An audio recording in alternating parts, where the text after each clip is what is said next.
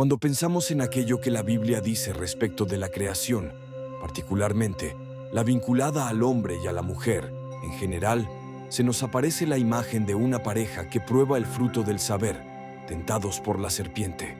Asimismo, a partir de ese instante, hemos aprendido que el mundo se quiebra en luz y sombra.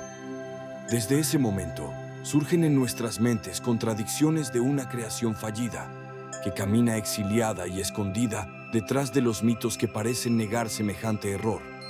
Por supuesto, esta interpretación conlleva al absurdo de un pecado original heredado hasta nuestros días. Este ensayo, denominado La mentira del paraíso, surge del análisis de estos aspectos del acontecimiento y, particularmente, motivado por la irracionalidad de un exilio que busca ocultar la equivocación de Dios. Avancemos puntualizando los textos vinculados. El Génesis, en su primer capítulo, nos relata el acontecimiento de la creación en 7 días, indicando que en el día sexto, luego de crear al hombre, vio Dios que todo cuanto había hecho era muy bueno, y, posteriormente, el séptimo día, Dios concluyó su trabajo y descansó. Vemos que en este primer relato nada se dice sobre el origen del mal. Asimismo, ¿cómo es posible que, en el día sexto, viera Dios que todo cuanto había hecho era muy bueno? Y, simultáneamente, ¿cómo puede ser que hoy haya tanto mal en el mundo y a su vez que Dios no lo haya creado? El segundo relato de la creación, distinto del anterior, en el capítulo 2 del mismo libro, resuelve la existencia del mal. Este nos ubica ante un acontecimiento que tiene lugar en paraíso terrenal. En él, el autor bíblico narra la creación del hombre, hecha por Dios del polvo de la tierra y un soplido de aliento divino en su nariz. Seguidamente, nos habla del jardín del Edén y del mandato de no comer del árbol de la ciencia del bien y del mal, anunciando que, si el hombre comiere de él, moriría sin remedio. Posteriormente, indica que, de una costilla del hombre, formó Dios a la mujer.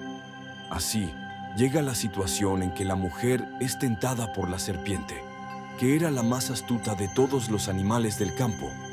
De ese modo, aquella accede a probar el fruto prohibido, porque era apetitoso, agradable a la vista y muy bueno para alcanzar la sabiduría. Seguidamente, la mujer lo pasó a su marido, quien también lo comió.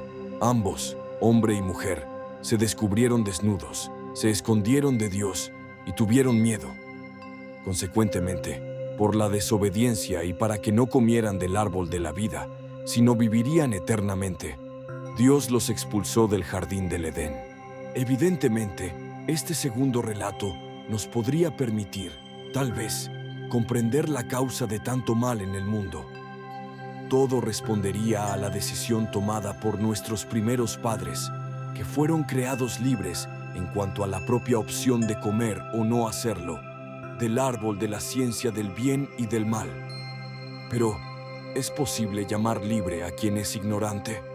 Si nos aferramos a este segundo relato, deberíamos pensar la creación del hombre y de la mujer como una construcción fallida, en base al actual y comprobado comportamiento de la humanidad, cuestión que implicaría un aparente cambio en los planes de Dios.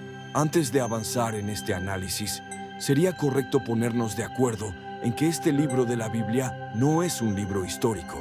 Es decir, su propósito no es el de sustituir la investigación científica de la historia. Por el contrario, su carácter es el de una enseñanza teológica. Aclarado este tema, intentemos acercarnos al sentido de lo que estos párrafos nos transmiten.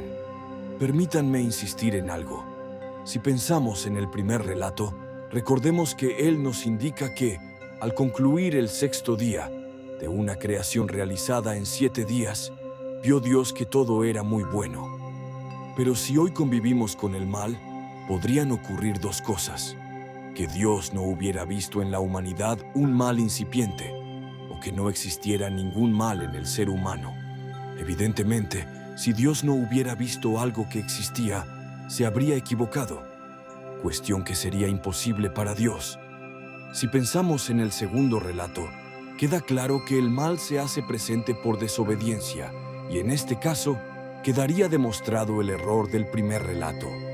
Si nuestro pensamiento utiliza una lógica restrictiva, es decir, extremista, donde las cosas son blancas o negras, sacamos tres conclusiones generales. Primero, el primer relato desconoce la existencia actual del mal. Segundo, el segundo relato confunde ignorancia con inocencia, o, al menos, parecen lo mismo. Y tercero, el segundo relato explica el mal como una creación fallida, echándole la culpa al ser humano. Si para aminorar la contradicción del primer relato, respecto de su ignorancia sobre el mal, pensáramos en la validez del arribo posterior de esa falencia, en realidad negaríamos la capacidad divina de observación, ya que todo no era tan bueno en el sexto día si la humanidad permitió la aparición del mal. Pero no perdamos la calma. Imaginemos, en términos de lógica, qué es lo que nos falta considerar para que no exista contradicción entre las siguientes afirmaciones. Tanto el primero como el segundo relato son verdaderos, aunque parezcan opuestos. La inocencia no está desvinculada de la ignorancia. Dios no se ha equivocado al ver que todo es muy bueno al fin del sexto día, aun considerando la actual existencia del mal. Y, por último, la creación no ha fallado, incluso considerando que Dios no se equivoca. Como indicamos, para que no exista contradicción en estos puntos, se requiere de una perspectiva particular. En este sentido, sería importante distinguir, en términos de lógica, la contradicción de la contingencia. La contradicción es incompatibilidad entre dos afirmaciones. Es decir, son dos cosas que no pueden ocurrir simultáneamente. En cambio, la contingencia es una característica de algo, en cuanto a que puede ser o no ser, dependiendo del caso. Ya hemos visto aquello que es la contradicción al considerar los relatos.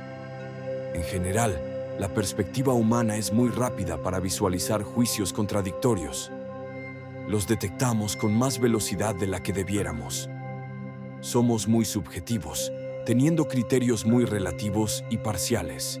En cambio, para que resulte más simple, ahora veamos un ejemplo de contingencia al que estamos acostumbrados diariamente. Algo que aceptamos muy naturalmente. El sol nace y se pone simultáneamente en diferentes lugares del mundo. Es decir, la posición del sol también depende de la ubicación de quien observa. Como vemos, si se modifica nuestra referencia, aceptamos la contingencia de la posición del sol. Por tanto, no hay que afirmar que el sol nace y se pone para un único lugar de observación en el mismo instante, porque eso sí constituiría una contradicción. Todo depende de la referencia considerada en nuestra afirmación. Ahora, volviendo a nuestro tema, ¿qué hemos hecho los seres humanos para interpretar contradictoriamente la creación en el Génesis? ¿Qué referencia debemos cambiar para entender correctamente el acontecimiento de Adán y Eva? Para decirlo de manera lo más simple posible, todo acontecimiento entre dos personas tiene dos perspectivas. Lógicamente, una para cada una de las personas involucradas. La creación de los seres humanos tiene dos perspectivas, la de Dios y la humana. La perspectiva de Dios es eterna, es decir, es plena, de principio a fin, y simultánea, porque la eternidad es completitud en un instante. La perspectiva humana es temporal, porque los humanos, para entender, necesitamos el discurrir de la razón. Veamos, ahora, considerando la alteración de las referencias que nos dicen los dos relatos de la creación en el Génesis. El primero de ellos, que divide a la creación en 7 días, es completo. En este sentido tiene comienzo y final. Por tanto, podemos decir que es pleno y su perspectiva es eterna. Dicho de otro modo, menciona cuestiones que, en nuestro tiempo, aún no se han presentado. Desde la perspectiva que nos da el tiempo, hoy podemos decir, sobre dicho relato, que nos encontramos demorados en el desarrollo del sexto día. El tiempo es el ámbito de la creación de la humanidad, para que cada uno de los seres humanos participemos activamente en aquella. Lo primero que debemos esforzarnos en comprender es que, desde una perspectiva temporal, Nunca la humanidad estuvo en el séptimo día. Esto significa que todo lo que hacemos los seres humanos en el sexto día es debido a elecciones libres que, en sus resultados, tienden a la divinidad con la ayuda de Dios, o a la nada en rechazo al Creador. Así como el primer relato de la creación lo calificamos como pleno, eterno, por ser completo de principio a fin, este segundo relato, no separado en días, por expresar la situación de la humanidad, lo observamos claramente incompleto, no eterno, es decir, temporal. Desde nuestra perspectiva, dada por un estado de demora en el sexto día, este acontecimiento acaecido en el paraíso terrenal no ocurrió hace mucho tiempo y una única vez, sino que continúa ocurriendo hoy. Asimismo, es la humanidad quien, al intentar ocultarse de Dios, abandona su presencia.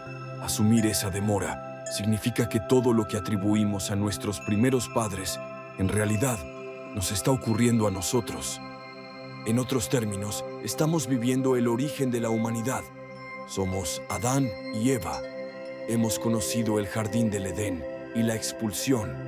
Vivimos el lamento de un recuerdo grato y la angustia del rechazo.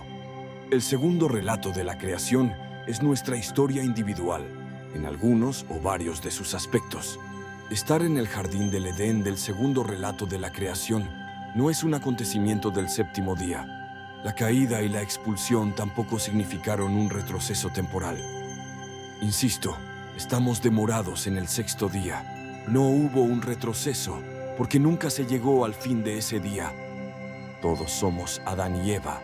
Si les gusta este razonamiento, les propongo extenderlo y explayarme en la inexistencia del pecado original y la razón de una inocencia ignorante.